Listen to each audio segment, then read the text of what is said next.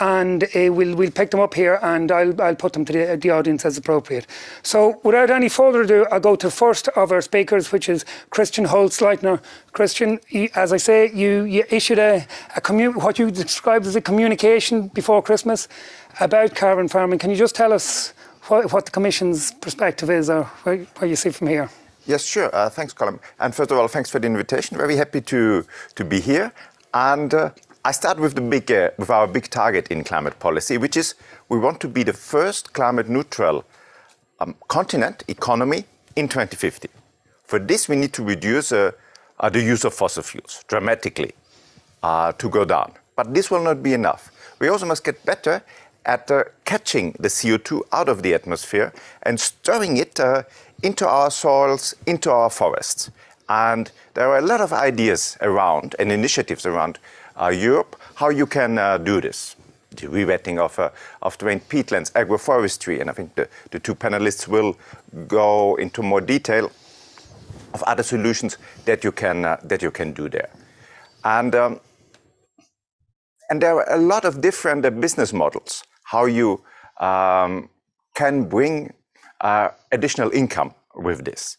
And so on the one hand, there is, of course, the interest by a lot of the big food processors that want to claim to their consumers that they have a climate neutral value chain. So there is willingness to pay that we can catch. Then, of course, there's the idea of selling so-called carbon credits outside the food market. So maybe for airlines, for other big emitters that will continue to have emissions and want to offset those emissions and show their consumers that they are climate neutral.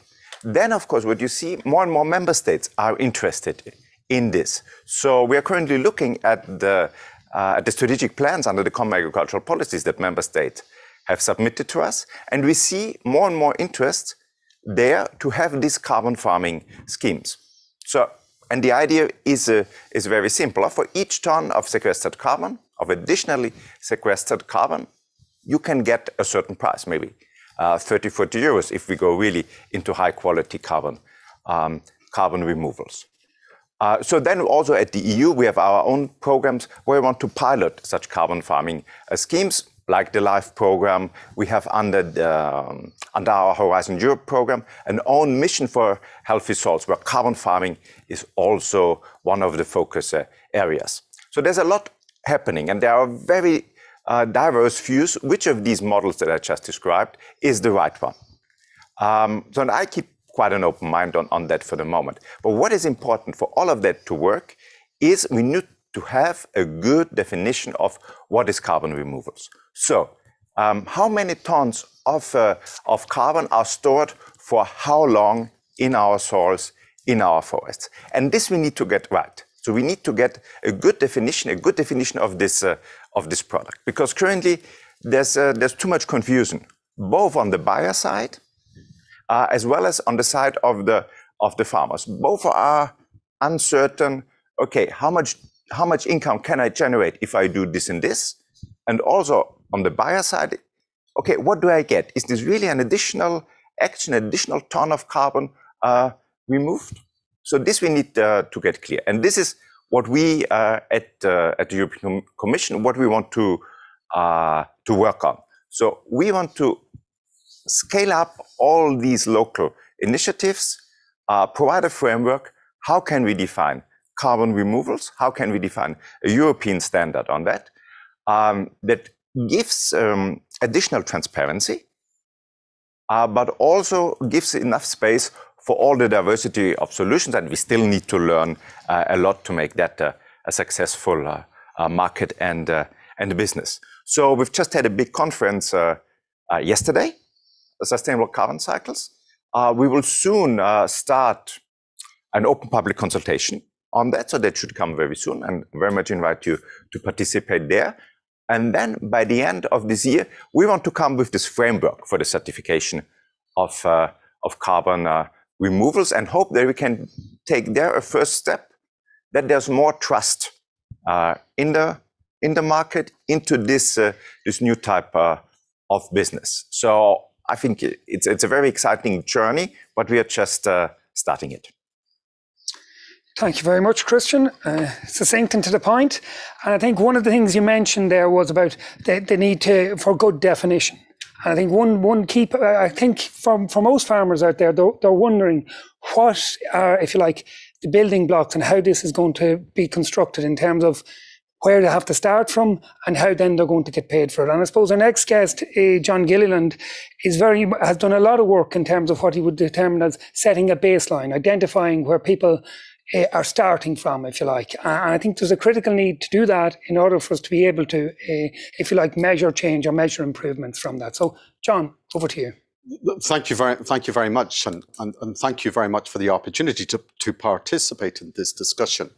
And really what I want to share briefly is part of the journey that we have been on here, and around how do we capture the opportunity around carbon farming. And I want to refer to two European funded projects, Heartland and ArcZero, which has helped us on this journey.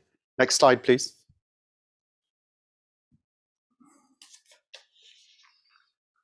So Devenish is a livestock nutrition research company. And in 2013, we decided to invest and buy a farm. If you truly want to help farmers, you actually have to put yourself in their boots, literally. So we bought a farm in County Meath in Ireland called Douth.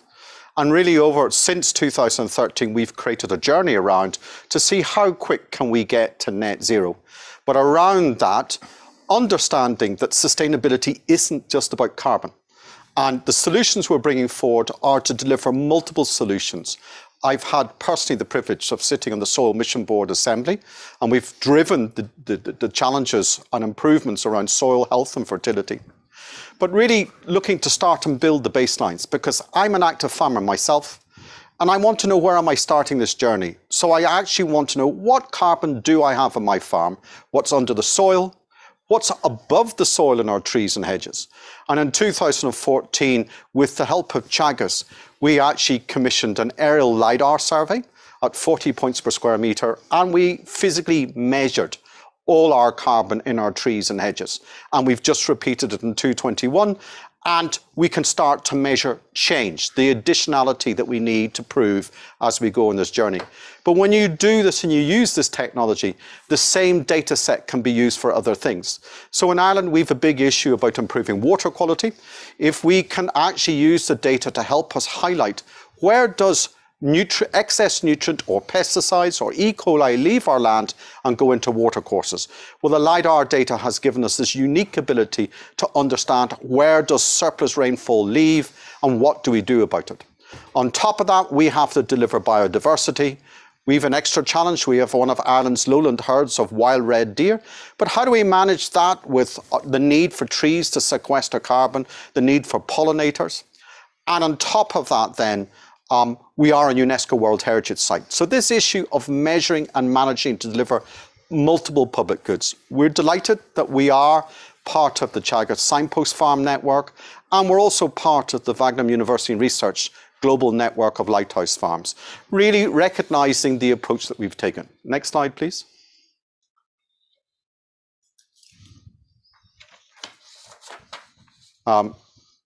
And so what we've tried to do then is the knowledge that we've garnered on this journey is can we take it to other farms? And we were very pleasantly surprised and delighted when we got funding from EIP Agri, and we created a project called ArcZero. And that ArcZero is about accelerating other farms towards net zero based on the data. And the one thing, and I participated in the conference yesterday that DG Klima held, and one of the key things coming out, we need data. We need to break this down. So what we've done with the funding that we've received is we've actually gone and broken down these farms on land use and land management categories. And then we've gone and measured the soil per land management and per land use category. We've measured it 0 to 10 centimetres, 0 to 30 centimetres to work out what are our current carbon stocks and are they influenced historically by our previous practices and what is the total carbon. And you can see in this farm, Ian McClelland is a dairy farm, 60 hectares, 80 cows, very typical Irish dairy farm. And what we've worked out in his farm, in the top 30 centimetres, he is currently storing 6,631 tonnes. We've also then used the LiDAR data to work out how much carbon is in his trees and hedges. He's got another 224 tonne. And so in his farm, he has got 685 tonnes of carbon. So now he knows where it is. He's asking the question, what land use and what land management leaves me with the most amount of carbon? And will I get rewarded for my change? The plan is to come back every 5 years and measure this again and measure change. So our journey has credibility, integrity on this journey, and really helping to bring transparency at the farm level to the amount of carbon we have. Next slide, please. And one of the key things we're doing is we're not just looking at the carbon stocks, but we're also putting his farm activity through life cycle assessment calculators. And you can see on this here, right at the top, what are our total emissions? Those are in kilos, so it's roughly 1,124 tonnes per year of greenhouse gases he emits. We then benchmark him, so he's slightly worse than the average. We can then see how much carbon he's sequestering in his soil, he's sequestering his woodlands to get him a net position. So what he manages, actually, his net position in his case, is 27% below his gross emissions. And really we're asking him, what can he do next? Next slide, please.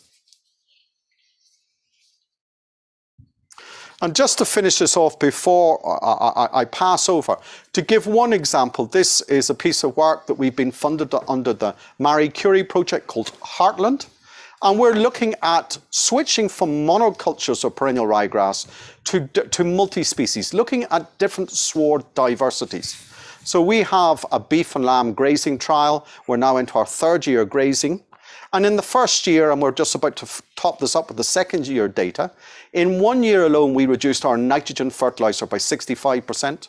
We improved the average daily weight gain of both the beef and lamb by 20%.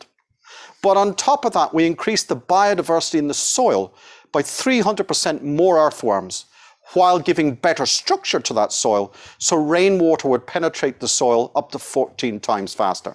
When we put this data into our life cycle assessment calculator, we in 1 year got a 26% reduction in greenhouse gas emissions per kilo of meat.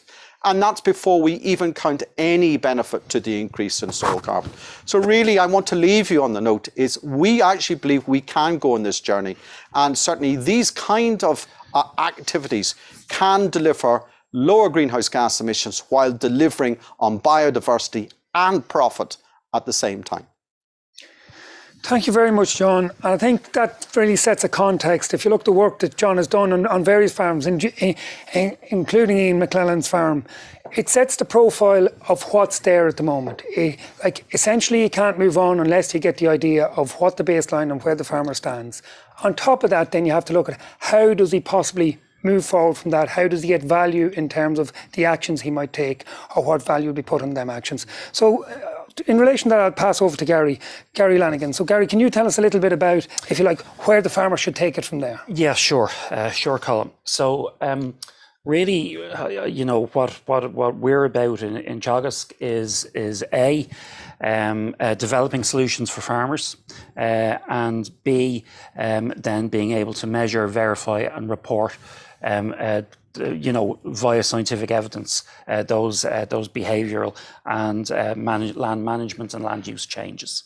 So next slide, please. So in Ireland, we're a little bit of an outlier in Europe in that we have a very large agriculture sector in terms of our share of national greenhouse gas emissions. So agriculture accounts for roughly about 1/3 of greenhouse gas emissions, dominated by methane from enteric fermentation, from ruminants, and nitrous oxide from the application of mineral fertilizers and organic manures. So agriculture is the single largest contributor to national greenhouse gas emissions. In addition, We're also an outlier in terms of our land use and land use profile. We have, compared to other European countries, quite a small amount of forestry, and we have a large amount of agriculture occurring on peat soils. So the consequence of those two facts means that our land use and land use change sector is actually a net emitter of greenhouse gases, of CO2. And to the tune of somewhere around about 4 million tonnes at the moment. Okay. But we have a policy requirement moving forward. Both we have our European targets, of course, in terms of our effort sharing decision, but we also have a national climate action bill that foresees 51% reduction in greenhouse gas emissions across the full economy by 2030. The reductions for agriculture is between 22 and 30%, but the reduction sought for land use is going to be 51%. Next slide, please. So really, in terms of, John talked about creating a baseline, and if you want a carbon farm, you need to know certain things. First of all, what are my on-farm emissions? How much, if any, carbon are my soils and trees sequestering? What's the rate of sequestration? And what measures can I employ to reduce emissions and to increase soil carbon or carbon in my trees and hedgerows? Next slide, please.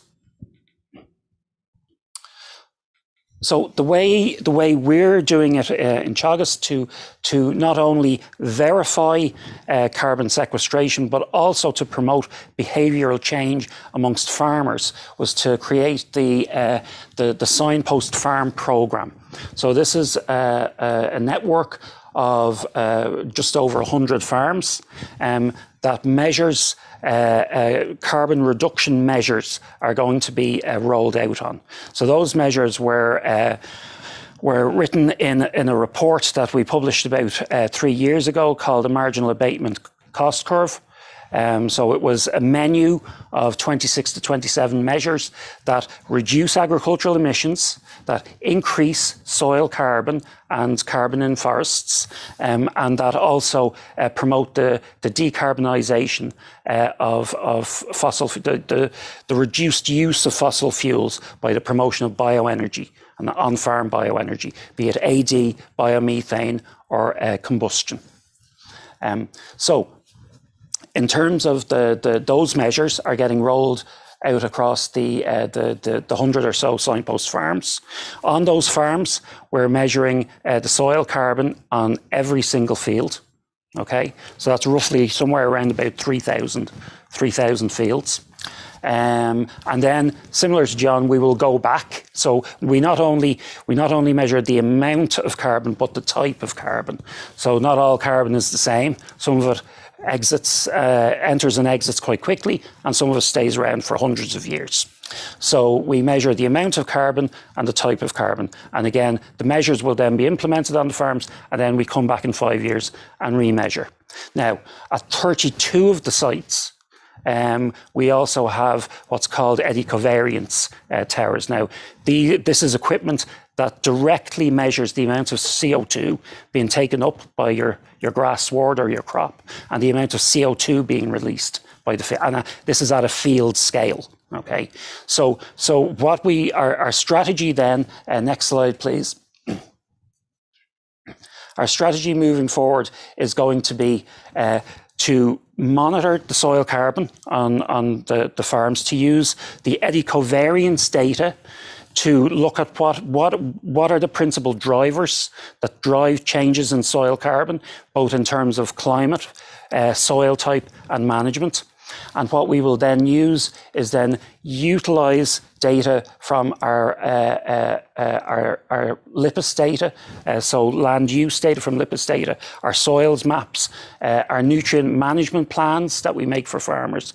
We'll input those all into models, mathematical models, and that will essentially predict what the soil carbon level should be over the next 10 to 20 years, depending on the management that you put in. And that is all validated then against our gold standard monitoring sites, where we're monitoring soil carbon or we're monitoring CO2 flux.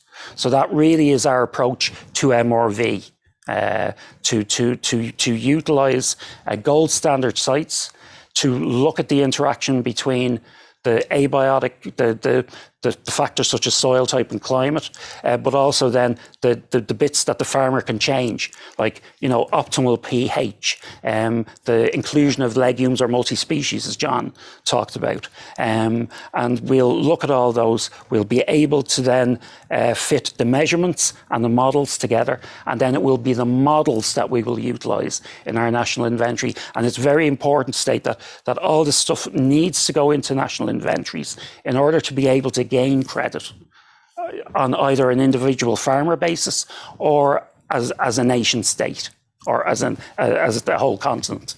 So that is really our strategy moving forward. Thank you. Okay, thanks for that. And I suppose to take it that step further, if you like. So you establish a baseline, and then you look at the actions that farmers will have to take in order to progress on that baseline. And you talked about some of those actions. Now, I suppose to come back to you, John, for a minute, you actually implemented some of these actions on your farm in Doubt. Give examples to people of what exactly are the type of measures farmers are going to expect to have to partake in or explain a little more. Well, you've got two or three things. On the animal is actually efficiency of the animal. If it's beef and lamb aged to slaughter, the younger the age, the lower the footprint. Animal health, a healthy animal, has a lower footprint than an unhealthy animal. Likewise, parasitic worms increase greenhouse gas emissions. On the landscape side, the first thing we started is getting our soil pH right. Only 18% of farms in Ireland are at optimal fertility, on which acidity on mineral soils is the worst culprit. So getting those right. Particularly what I've highlighted here is actually then building legumes and herbs into that. And what was really interesting in that work, and we're now into the third year, and is we're also increasing profit as well. What we've done is we've reduced our nitrogen, we've reduced our greenhouse gas emissions, we've increased biodiversity, we've improved water quality, and we've increased our profits. And what we're trying to do is show people that actually delivering on the environment can also deliver on the bottom line, which is actually what I need to answer to the bank manager and my family members every year. And just moving on from that end of it, I suppose the next question that's come in actually from Daniel Murray is around who's actually going to buy these credits. Like, I think this is one of the big questions in terms of, I suppose, if you look at the private sector and carbon trading at the minute, the price, as you rightly said earlier, is very low.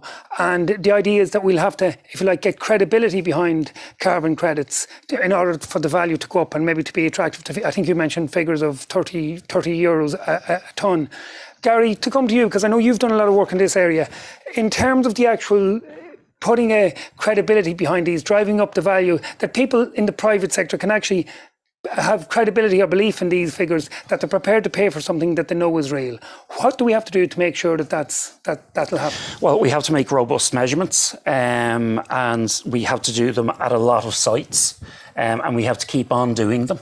And there's no real quick fix to particularly in terms of carbon sequestration. So you have to really monitor it over a number of years. But, I think we feel confident that A, we will have the robust measurements, and B, there's quite a lot of activity going on in the research community around Europe at the moment to get the soil carbon models calibrated and operating at a sufficient level that will satisfy both the inventory compilers and also the wider business community. Yeah. Christian, I suppose this comes down to the crux of it, really. For this to work, there has to be value in those credits. And as the man asked, how do you ensure that there will be a value that will be worth the farmer's while investing in to get the profit out of this? Yeah, I think this is, and I cannot agree more than, first we need to get the monitoring right. This needs to be a credible credible product. And I think we can do this. I mean, there are a lot of digital solutions out there, also with the modeling. I mean, there's this idea, okay, to which extent you can then base the monitoring based on the actions you take or on the results or a combination of that. And in particular for soil, we still must understand more. Like with a tree, it's a bit easier to see how much carbon is in there. So, and this is also why I personally find agroforestry such an attractive option to start with. And this is what we want to do with our initiative. And we want to set up an expert group and really get the experience from all over Europe together and get first on this monitoring. And once we have that, we can build, as I said before, different business models on it. So there is interest on that. As I said, I think in the first place, and what I'm particularly excited about, is with the food processors themselves. Because I think it would be a very good argument if we could say to our consumers in Europe, look, food production is climate neutral, or in the best case, it's even climate positive. There's no negative effect on climate. So that would be such an important message. This is also why we proposed for 2035 this ambition for the whole of Europe that the production of food and biomass should become climate neutral. So if you like, the trading in these carbon credits, it really could go two ways. One could be within the agricultural sector to make the agricultural sector carbon neutral. And on the other side, it could be traded to the other sectors, be it aviation or various other construction or whatever, to make them carbon neutral as well. And I'll come to all three on this. I'll perhaps start with you, Christian, then come to John. In the debate between those two options, you firmly believe that the food sector is the one we should start with? I think it's a natural point to start with, because we can also use the whole business relationships that are there. Because already now, I think a lot of the purchasers of food, they already set certain requirements how farmers should do their work or provide additional information. A lot of those companies give a lot of advice to farmers. So I think we should build on these existing relationships. It's interesting you say that, because one of the questions that's come in here from John Graham is that very question. Should agriculture be used to offset the carbon emissions of other sectors? And I suppose, John, I know you have a few thoughts on this. I have. And my view is, very simply, we need to go forward with caution. At the moment, the pressure in our sector is not only coming from concerned citizens, it's also coming from policy makers and regulators. Our sector is deemed to be the pariah by the wider media at the moment. And I think we should look to put our own house in order. My worry at the moment, the way the National Infantry is constructed, if we give or sell our carbon credits to aviation, our sector gets no recognition for that. Because if it did, it would be double counting. And the one thing we must go forward is we must have integrity in the process, that there is no double counting. So in the first instance, as a farmer, first and foremost, I would like us all as farmers to get our own house in order. And then if we create a surplus, then see what the rest of society needs. We're the one who's getting the kicking at the moment. And I don't, I'll tell you one thing. I hate switching on the national media and seeing yet again another news stream outlet is criticizing us as farmers. And what are we doing? We're producing nutritious food, but we're also custodians of the nation's carbon. And what we're trying to do is bring transparency. The quantity of carbon each farmer actually manages is huge. And we need to make sure that we actually need active farmers managing that carbon in a way that hopefully over time they manage more carbon while reducing their emissions. So it's very important as we go towards trading, we do it in a way that is credible, we do it in a way that's got integrity, but that the National Infantry gets sight of it before we go and give it away to somebody else. If we give it all away, eventually the Commission will put a statutory scheme in place.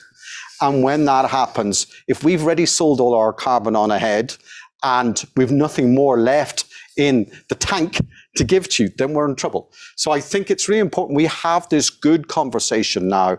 And I think there is a halfway house that you have like a public-private partnership where one another talks to each other, that maybe that at a European or national, the actual government does what we call the measuring, reporting and validation. And the quid pro quo, they pay for it, they get the first reduction in carbon, and then the surplus goes into a private market trading, so that you have real credibility in the journey and concerned society. And I can look at my children and my grandchildren and say, we are putting our house in order for you. And I think that's a real part of this debate, whether or not, if you like, it's a public sector system, essentially similar to the cap, or whether you're going into the private sector market and commanding a value in those carbon credits that can be, that if you like, private sector companies are prepared to pay for. But just before we go to that, to continue on the same theme, we have a question here from Noel Barton from the Farmers Journal, which is actually asked the question, if we go down the private sector route, will those carbon credits will they leave the sector? And I suppose it's to the point John is making. The answer is yes, they will leave the sector. So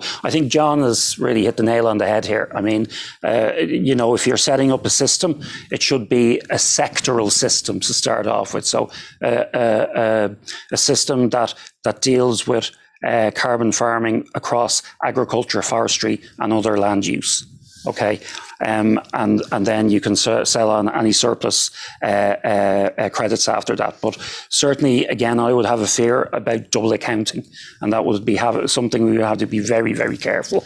Why do we have to be careful about double accounting?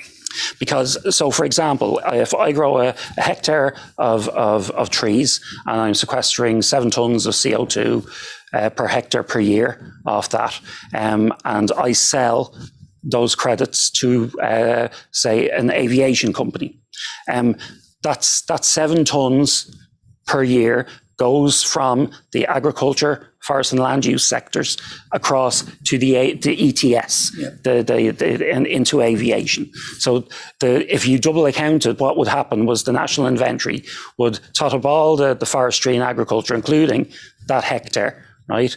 Counted it in agriculture, but then the credits will also be counted in the aviation company. So you end up counting the same amount of CO2 reduction twice. Probably one of the things people might miss in that too is if that happens, it'll, like Christian, maybe you come into this, if that happens, it'll ultimately undermine the whole system, where the credibility in the private sector will lose a belief in the system if they feel, well, look, he got credit for this already, he can't get it again.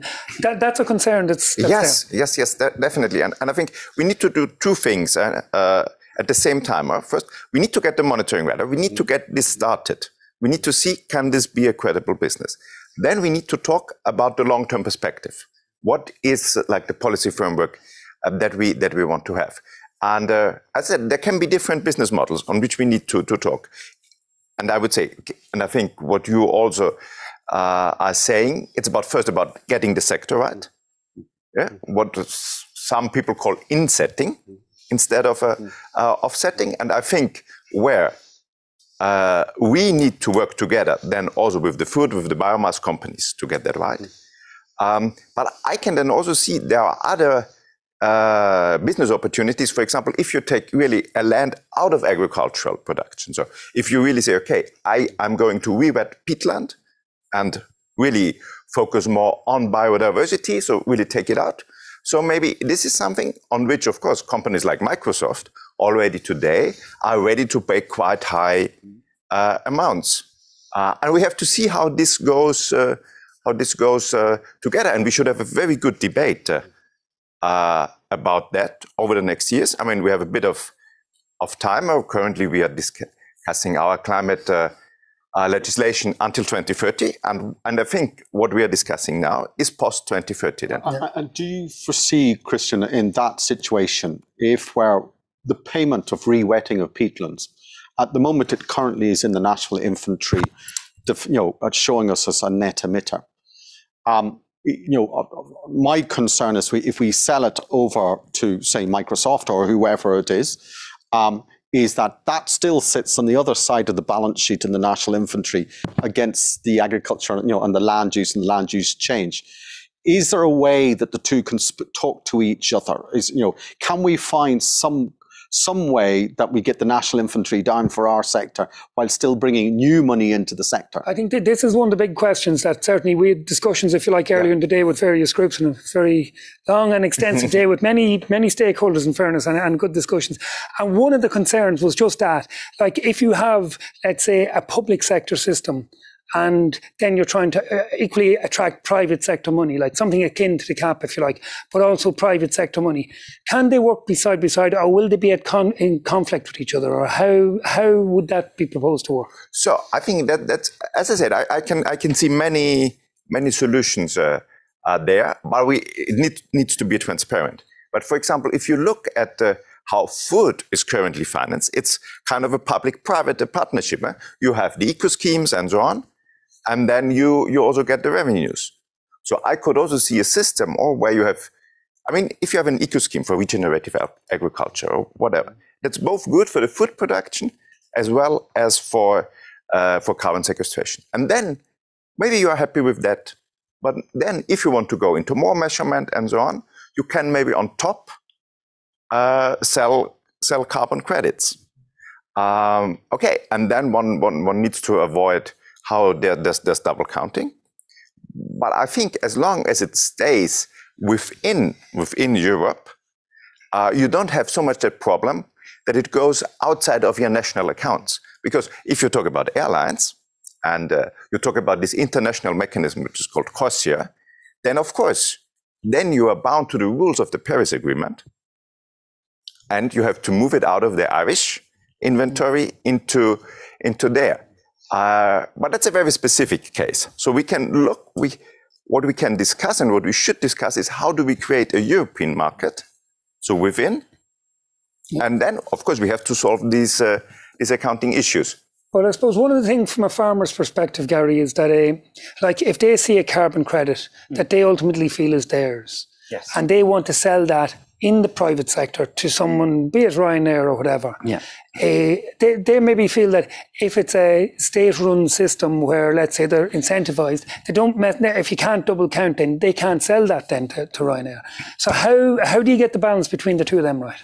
I think it could be quite difficult. I think in the first instance, a state-sponsored, state-run or EU-wide scheme for the sector is the best way to go about this. To get things started. To get things started, you know. And after that, you can start bringing in the private sector. You know, the state or the EU would put a base price on carbon. Yes, so there should be... And incentivise people to... Yeah, you need to have a floor price on it to incentivise it. So the two big beasts for Ireland in terms of land use will be afforestation and the re-wetting of peat soils. Yeah, so they are going to be the two, and actually they're the two easiest to measure. Actually, in the just on them 2 points, Paul Brogan asked a very question about the thorny subject, I suppose, of peatlands, and is there going to be a value placed on peatlands? Or, like, I suppose a lot of people have been concerned about when they hear that peatlands are considered to be a net emitter of carbon, and there might be land use change suggestions for peatlands. What's the future for people with peatlands? Okay, so it depends on the peatland, first of all. So at the moment, we're rolling out our eddy covariance, CO2 and methane monitoring towers around the country. Department of Agriculture funded, so it's called the National Agricultural Soil Carbon Observatory. Now, 8 of those towers are going on peatlands. Okay, and what we want to find out is how much CO2 are these peatlands are they emitting when they're drained, and how much that CO2, how much of that will be stopped if you raise the water table up, and by how much do you need to raise the water table up? That sounds alarm bells off for farmers. Okay, thinking what's in it for them? So as everybody has been saying, there would need to be a floor price on carbon. So if, for example, you have a farm on a raised bog, okay, and that raised bog under IPCC current rules, it's emitting somewhere in the region of about 20 tonnes of CO2 per hectare per year. Okay. Now, if you were to pay a farmer €50 per tonne, that's €1,000 per hectare. So that land then suddenly becomes quite valuable. Yeah. And it will have to be on an ongoing basis, because it's an ongoing emission that you would be paying the farmer to literally farm carbon. On an annual basis. Yeah, on an annual basis. They would be curating the carbon stores. What can you do, just to get a thesis out, because there's a lot of people who'd be nervous enough about this. What can he do? What options does that give him? Right, he can curate the carbon on one side. And I might come to you as well on this, John. Like, obviously the water table is one thing, but what activities would you envisage would go on that? Okay, so we have a couple of projects starting on this. So the first thing we want to actually find out is, well, what happens if we simply stop fertilizing it? Okay, because the microbes that release the CO2 need carbon and they need nitrogen. So if we stop putting the nitrogen on, how much will that cut off the emission? And then how do we don't necessarily have to completely re-wet that grassland or cropland. It may be that we do it seasonally, or we simply raise the water table up 10 or 15 centimetres, so it's still below the surface. So for instance, will a farmer be able to continue to graze? So they could still continue to either seasonally graze, or to take a silage cut, yeah?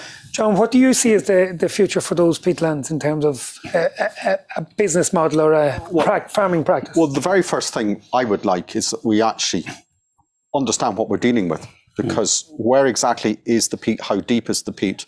So I'm a great believer of this baseline. Getting the profile. Just getting the profile, because some land, people mistake wet land, they say it's peat. It may not be. It may be heavy soils that are wet. And in those cases, let's take those out. And silver pasture agroforestry would be ideal, because it would dry that out. You've got far better trafficability, and you can use those in a more, in a proper way. So can we get a better understanding too? And I go back to Gary's point of view. When we actually have a baseline carbon price, then those peatlands have, a benefit. And key to that is we need active farmers managing them. And at the end of the day, what we're most interested in, one, is not only producing nutritious food, but actually having an active living working population there who get their income from the land. Okay, and that's at its core. So getting the baseline carbon, one of the key things, and I've participated in many consultations with DG Klima, is actually around the carbon price thing. Yeah. Because at the moment, we have two carbon prices. The statutory market is around €50 a tonne. The voluntary market is around €15 a tonne. And why, this is very important, because I think people have to understand this. Why is there a difference? So in the statutory market, there is statutory regulation and MRV. There's measuring, reporting and validation. So everybody concerned, citizens, regulators and the purchasers of carbon feel it's credible. It has integrity. So there's a credibility issue with the private sector. So right at this particular time, the key in our journey going forward, at €15 a tonne, a farmer will not change their behaviour. At €50 a tonne, they will. So our focus needs to be, how do we measure? How do we report? How do we validate to a standard? That means that this carbon that is being sequestered out on our farmlands in Ireland is credible and warrants €50 a tonne. If I put my house in order, I do what I need to do and I measure it, why is my carbon any different to a coal-fired power station?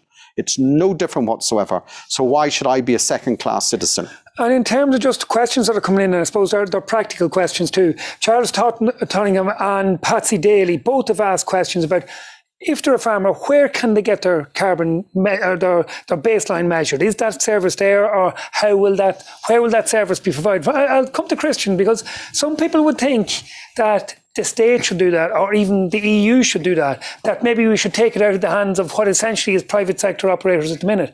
Do you think the role in terms of measuring, or in terms of, let's say, validating the measurement, is that a European role? No. We need to set the framework, but what we also see in the emission trading, a system, the actual verification and measuring is done by private companies, by third-party independent ones. And I think in particular, as we talk now, there are so many initiatives around Europe, in particular on peatlands, and they all have different approaches. And I see also so many young people interested in that come with an app, with digital solutions, so that it's easy for the farmer. Yeah. and that it's also easily monitored. But in the current, and I wouldn't, obviously the EU is not going to go around and measure, but as you say, they're going to have to set the framework for that. And for the individual farmer who's trying to grapple with this at this stage and trying to understand how this is going to work for him, who or where does he begin? And maybe, John, you'd have a bit of experience, like you've done some work in this space. Well, I mean, we feel there's a gap in the marketplace. And, we as a company, we've been at it now since 2013. We're working with key internationally credible research collaborators.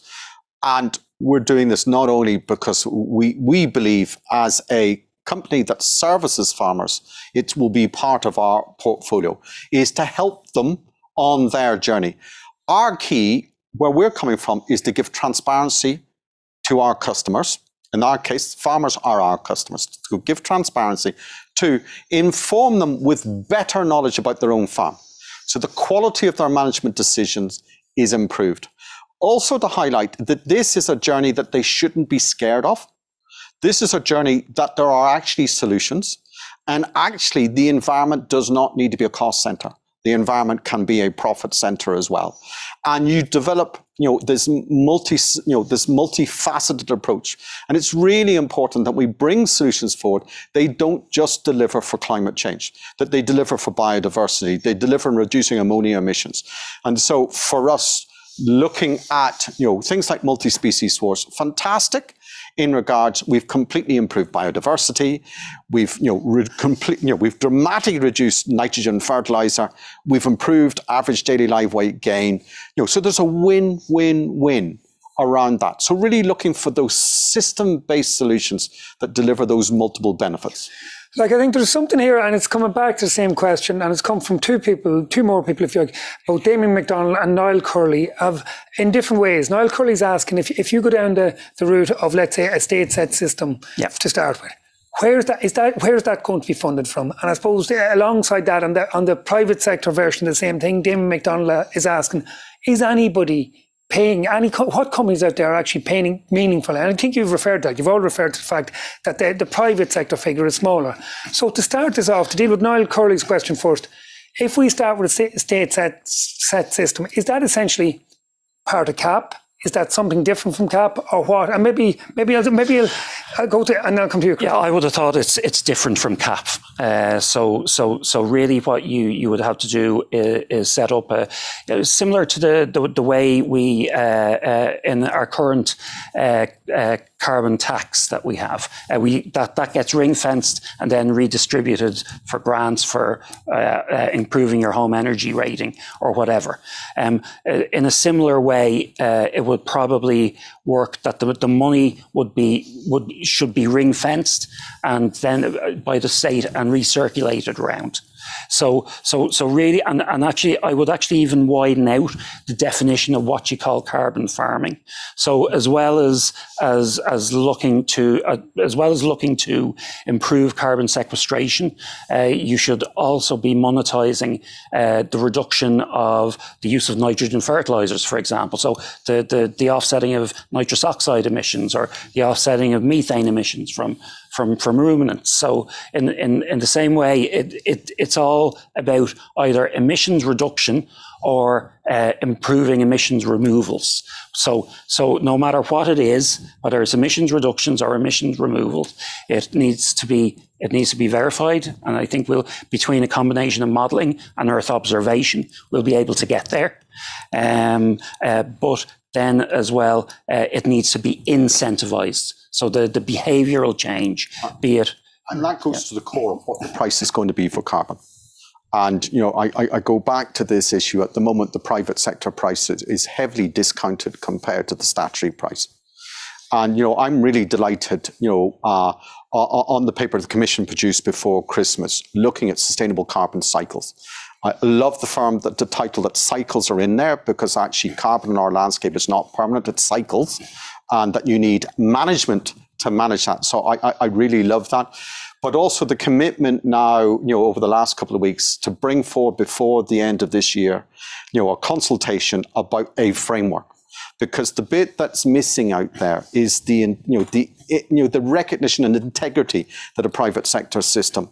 And so bringing one set of rules that we're all complying with, that there is international credibility around will hopefully go some way to bring the voluntary carbon market up closer to the statutory market. And until that happens, you will never get the scale of behavioural change. The sense here is if we can create a statutory market that sets all the parameters and all the, if you like, the measure, the bottom line in terms of the cost and the standards in terms of the measurement, then the private sector can come on board on foot of that. So you're all going on one common purpose. Yeah. Because what happens using the system established by the public sector. So at least you have integrity. If you go back, I mean, I used to be an energy regulator when we took power stations into the European Emissions Trading Scheme. And the reason that happened was up until then, it was like a Wild West. There were all different kinds of standards. There was double counting. There was no counting. What the statutory scheme did is it brought commonality to the whole thing. It brought integrity and the price came up. And, you know, if we're going to go on this journey for the land management and farming sector, we need the same.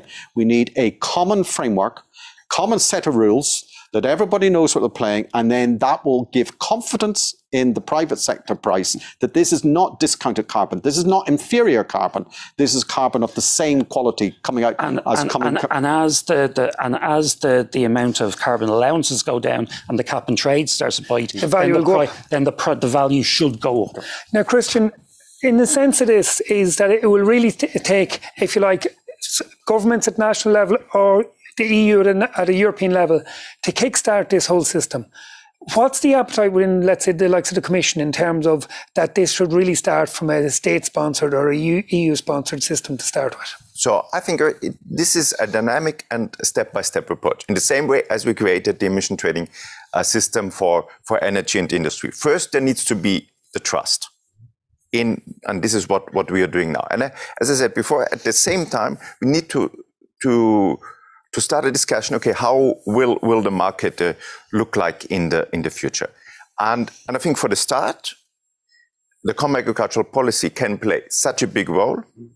Eco schemes, because by this you also give like also a certain level of trust. Okay, for 7 years I'll do that type of agriculture.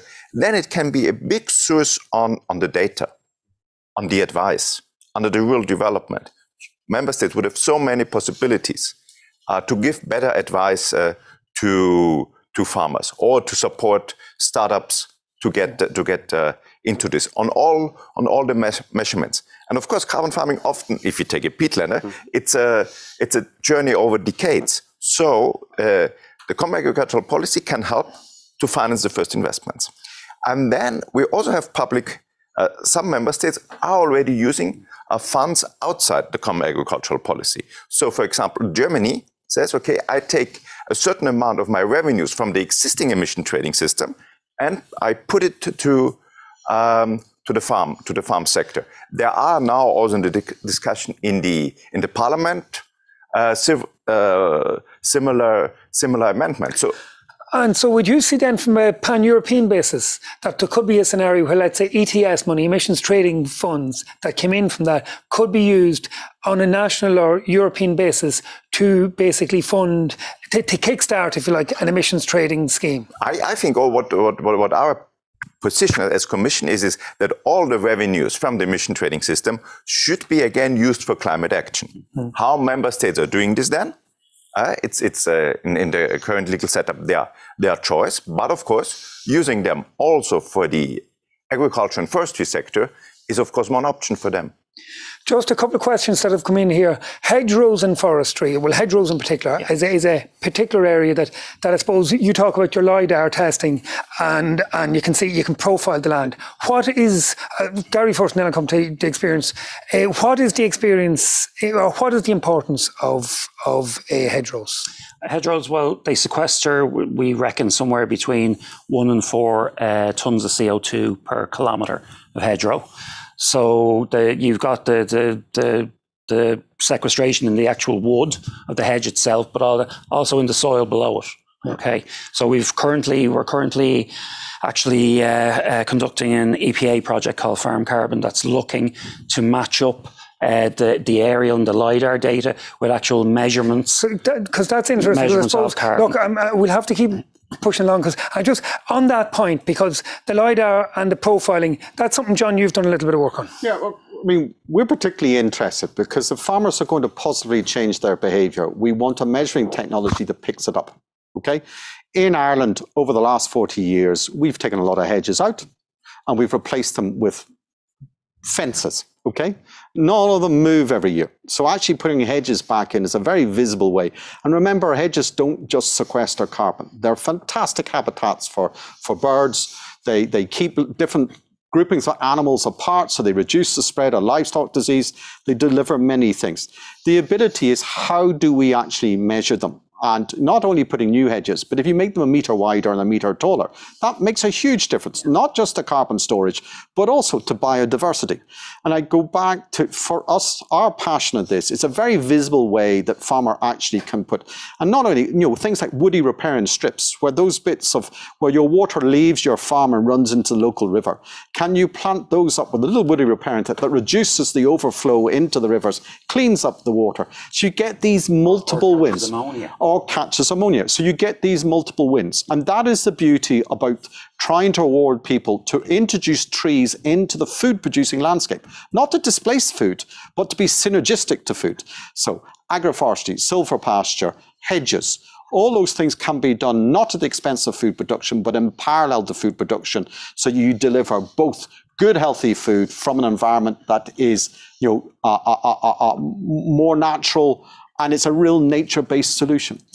Just to come back to one of the points that's made earlier about, and I think Christian touched on it, in terms of if there's carbon credits, let's say, and the need, let's say, for a more simplified system that can work within the farm sector, let's say, where a farmer could do an arrangement, let's say, with his milk processor, where they'd benefit from the carbon credits. Now, I see Eddie Punch here has asked a question, is that not going to be in the benefit of the food processor as opposed to the farmer? And I suppose there is a nervousness among farmers that, let's say, the food processor will hold all the cards in that situation. How do you ensure that the farmer still is in control of that situation? Of course, I think that's a general discussion in the farming sector. It's about the market power of the food processors. But I think we need to get them on board.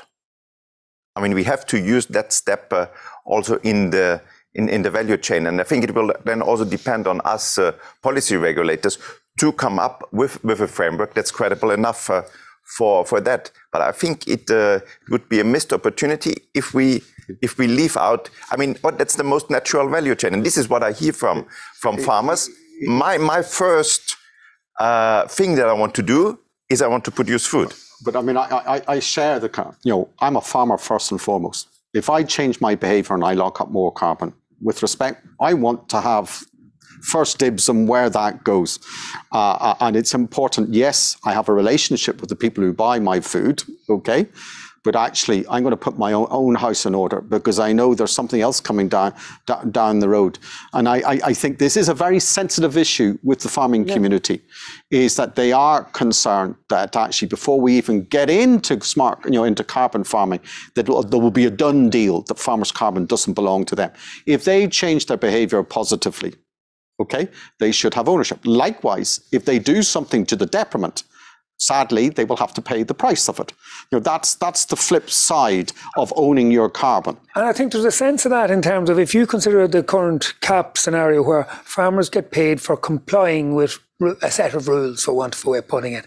And if you set up a public-based system, is it going to, even if it's not necessarily the case, is it going to be perceived as being like that ultimately farmers have to comply with rules in order to get a payment? Whereas, is there a thing then that if it's in the private sector, it'll be seen both by the general public and by the farmers themselves as them getting money from the market and the market demanding the standards? When it's the state or when it's Europe that demands the standards, it's kind of like they're the schoolboys as opposed to the farm managers, if you know what I mean. And how do we ensure, back to John's point, that farmers retain ownership? Because ultimately, if we want farmers to buy into this, they're going to have to feel that they're making the choices and they're deciding to do it. They have to be invested enough in order to manage that carbon. So they need to be invested. So they need to own that in some way, shape or form. And I think the fear that Eddie Punch has mentioned there is that be it the co-op might own it or the state, and we have to make sure that doesn't. But I think in the beginning the farmer owns it. It's about then, to whom would he sell it? Would it be in a package together with the food? Would it be more as a public good? So would it be paid publicly? Would it be to a third party outside the food sector? And for me, all of that in the long term can work. It also depends. Okay, and I think we should test out all these different business models. But of course there is this, but I think this is now not only limited to the carbon market, but also to the food market. Is overall what is the relationship between the farmer and the ones who buy the products. And in terms of, let's say, a question there, and we're back to the same point, if you like, the research, because it's come in from a couple of farmers there. TJ Megan is one I see straight in front of me here, has asked a question about, like, we're being asked, if you like, to embark down a road of change. And is there sufficient research done? And is it, and I suppose, Gary, it's one that you've put a lot of work in. Like, can farmers have confidence that this won't change or the goalposts won't move? Okay, so the one thing that we are pretty sure will change is probably the baseline numbers. So, for example, currently in our national inventory, grassland on mineral soil is assumed to sequester about 0.5 ton of CO2 per hectare per year, right? Now, that value from the measurements that we've made on a number of different farms, that value is probably too low, okay? It's probably underestimated by about 100%. So it's probably near 1 ton, maybe 1.5 tons of CO2 per hectare per year. So that sequestration value will go up, but the baselines go up. It changes the baseline as well. And similarly, the emissions from our blanket bogs, not from our raised bogs, but on our mountainous blanket bogs, the emission is probably too high. So again, that value will probably change. So just because it's very interesting to take that through to real economic terms for the farmer. In both cases, we'll use 2 examples. Take the grassland one for a start. So a farmer who's emitting 1 kilo or ton of carbon, or sequestering, should I say, 1 ton of carbon per year, would essentially be paid for a ton of carbon at approximately, we call it €50 a ton. That's the type of figures that's there. Exactly. And then if you turn that round to the peatland scenario where we'll call it blanket bog, where you're suggesting there's less, we'll say 13 ton.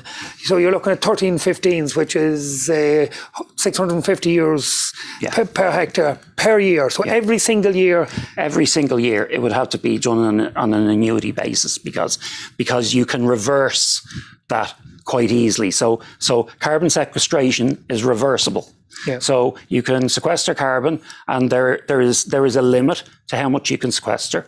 The actual soil will only take so much. If you literally think of it like a sink, right? A sandy soil is like a wash hand basin. A clay soil is like a bath, and a peat soil is like a swimming pool.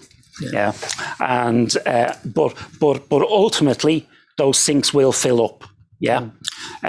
So you do have to incentivize the farmer to maintain whatever practice he has done to build up those carbon stocks. But like the centre of this, and I think it takes it back to the very start, if you establish a baseline and then you recognise that the baseline scenario is that there was 13 tonne being emitted from the carbon soils, and then you take practices that will change that, then year on year you get paid for continuing those practices. Correct. Now, just an interesting, because John, a lot of what you've done, if you like, that's the peatland scenario, and a lot of what you've done is very much on a grassland basis.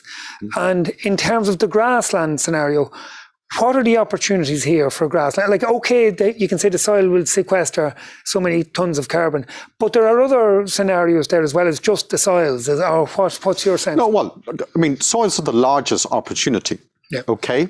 And where they plateau depends on how you manage it. Okay, what we do know in our soils at the moment, as a nation, we have not looked after our soils well. Our fertility, only 18% of Irish soils are at optimal fertility, in which soil pH is the single biggest issue. It doesn't take much for us to go and test it and actually correct our soil pH. And in a mineral soil, the amount of carbon a soil can hold is related to the soil pH. Likewise, the work that legumes do in fixing nitrogen and displacing fertilizer, totally related to soil pH. So, even getting our basics. And really, it goes back to this issue. I think one of the key things we need to do is baseline and repeat the baseline on a regular basis. And let's make it. And, certainly on part of the island of Ireland, they already just made a decision that they are going to baseline every soil over the whole of the 6 counties in the north. And they're going to repeat it every 5 years. They're going to build it into the scheme. They says if you can't put measure, that in context, if the state stepped in to do that in the north of Ireland, yeah. To put what's that costing in the north of Ireland? So they're planning to do all 880,000 hectares in Northern Ireland over 4 years. So roughly 220,000 hectares a year. Not only doing the soil measurements, but also doing the aerial LiDAR. And my understanding, that is going to cost somewhere around 40 to 50 million pounds to do that. Yeah. Okay? If you divide that by 4, it's roughly 10 million a year to do the whole of Northern Ireland. So in the big picture, on a sector that is, producing more than £1 billion worth of added value, actually, it's a very small thing. What you do with those results, what we're seeing is we're having transformational change of how farmers are approaching their soils. Yep. And you are empowering them. You're treating them. You're not talking at them. You're talking with them. They are getting something out of it. They're actually learning more about their farm, and they're becoming better farmers, which means not only are they improving carbon and water, but they're making more money. Now, just to take it, we've talked about specifically about carbon here, and if you like, the big thing in terms of the peatlands is obviously carbon. Now, if you talk about carbon credits, you may be talking about more than just carbon. You may be talking about, say, other greenhouse gases like nitrous oxide, for instance, and changes in patterns around fertilizer, or methane in terms of animals. So in terms of carbon trading or emissions trading as a broader principle, is that envisaged to be part of the EU scenario going forward, that this will not just be about carbon, it'll be about reducing methane, it'll be about reducing nitrous oxide and incentivising farmers in that space? We definitely also need the financial incentives for the methane and the fertilizer. Whether the idea of carbon credits is the right thing to do there, that's a question mark. Because one of the reasons why also at the voluntary carbon market there is such a low price of €15 is this confusion between emission reductions and carbon removals. Because with emission reductions, often you have a very high baseline. You take some historic emissions from 1990.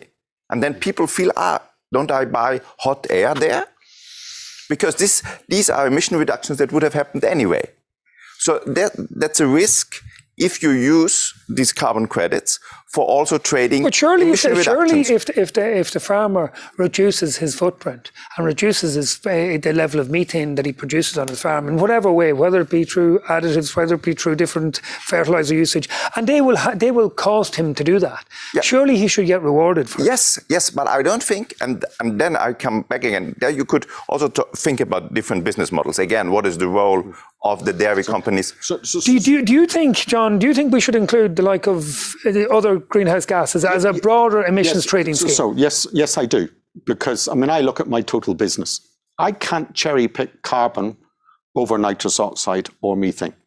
I look at all my greenhouse gas emissions. So what I'm doing on one hand, I'm putting all my activities through a life cycle assessment calculator, and I'm getting a total emissions of CO2, of nitrous oxide and methane. But I'm also looking at all my carbon stocks and their change. So what I'm working out is my gross emissions, my gross sequestration, giving me a business net position. So that allows me to use all the tools in the toolbox. What I then want to see is how my net position changes over time. And I believe that allows us as farmers to use all the tools in the toolbox, everything in mitigation, everything in sequestration, because our journey to net zero is not either or, it's both. And we need to get into this position. What is a farm business's net position? And how does that, and that takes the benefit of both mitigation and sequestration together. Yeah, like I think that's the big thing. Like on your peatlands, if you take the sink that it can, or the mitigation measures you can do will reduce the carbon. On the mineral type soils, that is a smaller part of the overall picture. Like greenhouse gases, like the nitrous oxide in particular with the fertilizer, and also the methane scenario. They are relevant. Oh yeah, they dwarf. They dwarf the carbon. Do you think they should be included? I do because I think if you incentivise, I understand Christian's viewpoint completely. My fear would be is if you incentivise one bit of the greenhouse gas cycle, you get a perverse outcome. You could get a perverse outcome. So just take us through that. That's a critical point. So I could put in a management that builds up soil carbon, but it might say putting organic twice as much methane. Putting organic amendments onto soil, for example, and build up soil carbon. But I might release a whole lot of ammonia, for example, or which will then come back down as indirect nitrous oxide.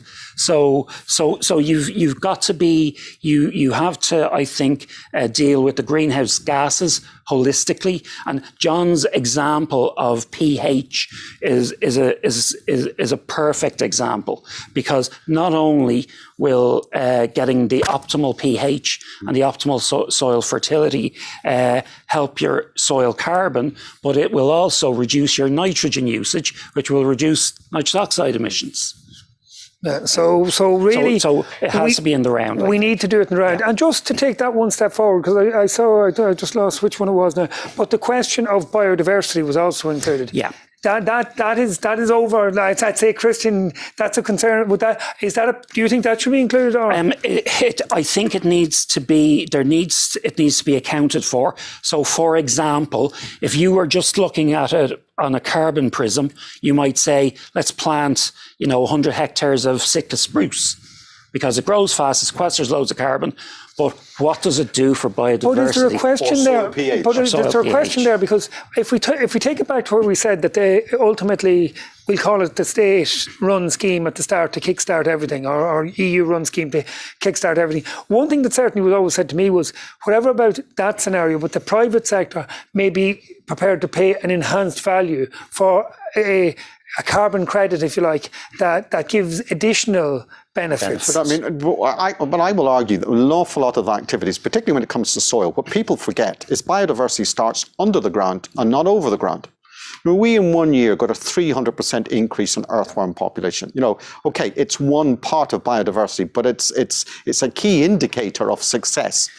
And so I think, we can deliver both. I'm not terribly certain how you bring it in to the calculation as such, but we're certainly building indicators that we track biodiversity. In our case, we start under the ground, but also too, the great thing when you use aerial technologies like LiDAR and orthoimaging is if you repeat it every 5 years, you actually see how your above ground habitats change over time. So you actually, although that isn't telling you how many extra birds you've got, but if you've got more habitat of better quality, sure as anything, you are going to have more birds. And that's actually a key point, the bit about changing under the ground first, because when carbon sequestration, as you enhance carbon sequestration, one of the first indicators that that's happening is increased microbial activity. So it's the flora and fauna in the soil that respond first. And it's really important that we labour that, because actually soil carbon is biological. It's not chemical. And one of the beauties of why I loved the document you published before Christmas is that it had sustainable carbon cycles, because the biology in our landscape is not permanent. It cycles. And what we're talking about is having active people managing that on an annual basis, because they are the custodians of the nation's carbon, and we want them to store more. And I think in particular, if you talk about soil carbon, it's a good signal for biodiversity. Mm-hmm. So I think we should definitely sell both. And what you see currently on the voluntary carbon market if you see the ones who are ready to pay a high price, like Microsoft, Stripes, and so on, they definitely look also at the biodiversity. And do you think that should be part of a state-sponsored scheme as well, or leave that to the additionality in a private scheme? As I said, my current thinking, but we need to go through the certification. I could also see there are certain types of certificates or certain quality levels. As I said, there could be a very basic eco-scheme one. You do a certain agricultural practice. Yeah. Then you go a little bit further. You go into more measurement. You take the responsibility on the permanence, maybe for 5, maybe for 10 years, that you keep that carbon. You go into the biodiversity. You also offer that. So there could be kind of, I don't know, silver, gold, platinum types of credits. As I say, we need to find a solution between creating transparency, but still keeping this diversity. Yep. But we need more transparency and flexibility, yes, because there is no silver bullet. No. What works on my farm can't work on your farm. Yes. So there's a big toolbox. What we need to do is make sure people have access, but the tools I take out may be different to the tools you take out. We're conscious on time and we're running a little bit tight, so I just have 2 very quick questions and maybe one-liners or 2-liners, and then I just want to get a wrap-up perspective from each of you. Sean Kelly has asked a question in relation to, if you sell, let's say, to like the aviation sector, can you then almost buy that back a number of years later, or how permanent? If you sell your carbon credit this year, that's really only this year's carbon credit. Yeah, it's just an annual credit. Yeah. So in 2 years' time, you can choose to sell that year's credit to someone else. And just a separate point then in relation to Ciara Hayes has asked about government grants. And let's say, I suppose, farmers would in the past be used to looking at a grant-aided scheme for particularly environmental improvement. Have grants a part to play in this?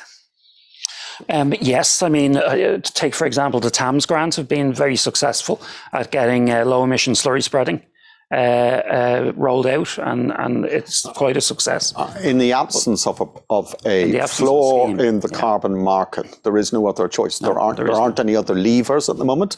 And what we have to go through is that transition from where we are now with the tools we've got, the levers we've got, to where we will eventually be, which is a carbon market with a floor in the carbon price, where we know then if we save X ton, we'll get Y. Exactly. Yeah. And that carbon market, if you like, is underpinned by, if you like, taxes that come in from emissions trading that could be recycled from a statutory basis to kickstart it. Just to, because I'm getting it in the ear here. Sorry. We really have to wrap up.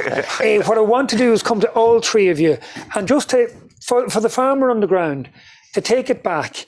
And I'll finish with you, Christian, because maybe that'd be the Commission position ultimately.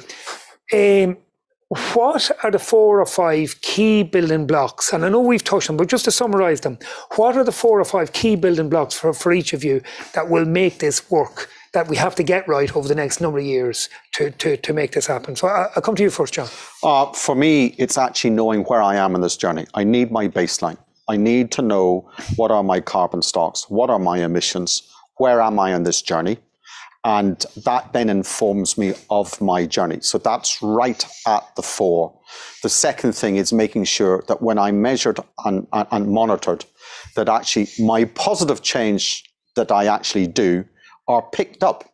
So I actually do want a robust measuring, reporting, and validation. So if I change my behavior, I get it recognized, and I get the full undiscounted value of the carbon, and not the discounted rate that's currently out there. Gary? Yeah, and I couldn't have put it better myself. Really, what we have to do is we have to make sure that the measurements are robust, so that we're not coming back in 3 years' time and saying, actually, you were sequestering 2 tons of carbon rather than 10 tons. Yeah, so we need to get those measurements and the reporting system correct.